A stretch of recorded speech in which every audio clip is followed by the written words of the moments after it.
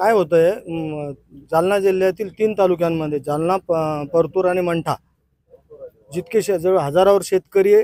2-3 हजार एकर जमीन चालली आहे. कवडीमोल मूल्यांकन आहे, म्हणजे मातीमोलच म्हणा, कवडीमोलपेक्षा मातीमोल.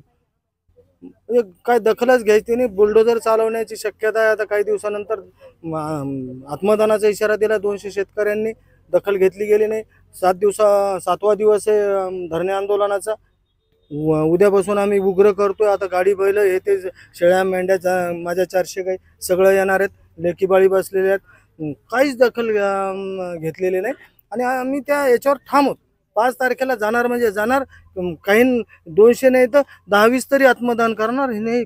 देवेंद्र फडणवीसांना तुमच्या माध्यमातून माझी विनंती, जर महाराष्ट्र पेटवायचा नसेल, महाराष्ट्र अस्थिर करायचा नसेल तर चर्चा करा. आम्हाला तुम्ही सांगताल ते, पण चर्चा करा नाही. येऊन यांना बाजूला ठेवा. इथली पिल्लावळ हे जे काय रजाकार बाजूला ठेवा. कुणीतरी एखादा अधिकारी वरिष्ठ पाठवा आणि त्यानं समजून घ्यायचं आणि खरं काय तुमच्या माध्यमातून ते जाऊ द्या आणि सकारात्मक तोडगा काढा.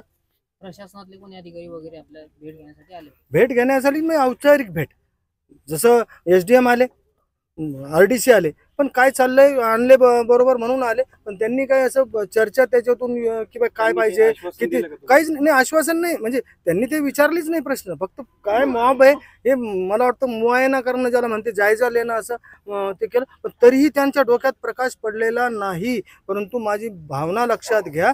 5 तारखेला फार मोठा अनर्थ टळणार आहे. तो मलाही वेठीस धरायचं नाही, पण आमचं जीवनच दावावर लागलेलं आहे. आमच्या मुलाबाळांचं, गाय गुराढोरांचं जीवन दावावर लागलेलं आहे. आत्मदान भूमिका काय? संपणार, सगळं संपणार. एक तर काय होईल, चर्चेतून नवा अध्याय सुरू होईल किंवा अध्याय संपेल. बस एवढ्यातून समजून घ्या.